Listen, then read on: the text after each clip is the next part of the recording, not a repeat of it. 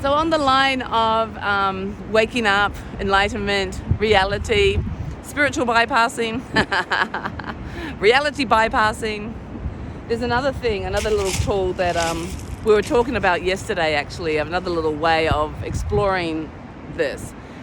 And you can do it right now, actually. And it's just so funny. The actual article is actually calling it a condition, but it's actually this novel idea of actually having no thoughts and not thinking, which isn't a problem at all. It's actually connected completely to yourself right now. In this moment, is there a dog barking? Do you know what a dog sounds like? In this moment, is there an elephant? For most of you who are watching this, like, let's do that. Do you know what an elephant is?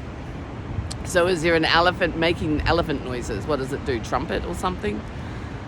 So if you can say, yes, I can think about it, well, then you're thinking. If you actually have an elephant in your environment right now, right in front of you, well, that's great. And it's making noises, great. Well, then that's what you're connected to. But if you actually said, yes, I know what an elephant is, I can hear it, I can envision its sounds, you're thinking, because it's not actually present in your room right now or in your environment right now. So this way of creating information is actually through the mind. It's not right or wrong, because, you know, we can talk about schooling and all kinds of stuff, or creative energy, painting, poetry, which might appear like it uses the mind. But if this is how we're living life, and my relationship with you is something that's not present now, and so I think about you, and I think about maybe what I believe you're going to do in the next 3 days, and now I'm preparing myself and protecting myself from that, I'm completely out of the moment.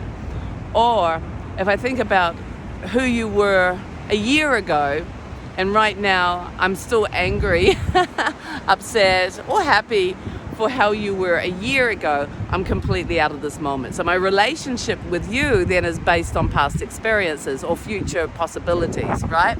So it's not actual truth. It's not actually happening right now. The elephant is not actually trumpeting in your environment right now. So to even think about it means you're thinking. To actually, I don't know, play with it in your mind, create up a story, you're thinking. So with that in mind, how do we become enlightened? How do we become better human beings on this planet? You know, you start to see how much mind-created information we stress about, we worry about, we talk about, we assume, we judge, and we start to realize that instead of that just being automatic and okay, we're wrong. And it can be that we de-automatic it, you know, it's not just running unconsciously, we can start to become conscious so that we're not condemned to this world of just all this life of just caught up in our heads and inventing stories and inventing scenarios which don't actually even happen, you know, and cause us a lot of pain and suffering and stress, and they're not even real, and we blame everyone because of it.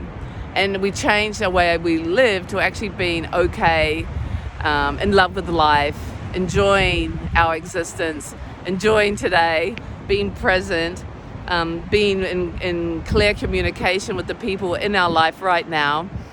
You know, it's a completely different way of living when you're actually present. So there's a lot to this. There's a lot that we need to practice and should be practicing, because it's our mental health. And it's actually important for us as humanity as well to understand that a lot of the fears and the conflict that we personally experience, not as a mass species, but as a personal person, you know, because a lot of the mass stuff is actually only in the news. It's not actually happening in your life. Doesn't need to happen. You know, we don't need to live in this fear or this worry when it hasn't actually happened to us. You know, what's happening to us is actually fine. or manageable, you know. So our mental health is very important, guys, and you can do something about it. That's the whole point.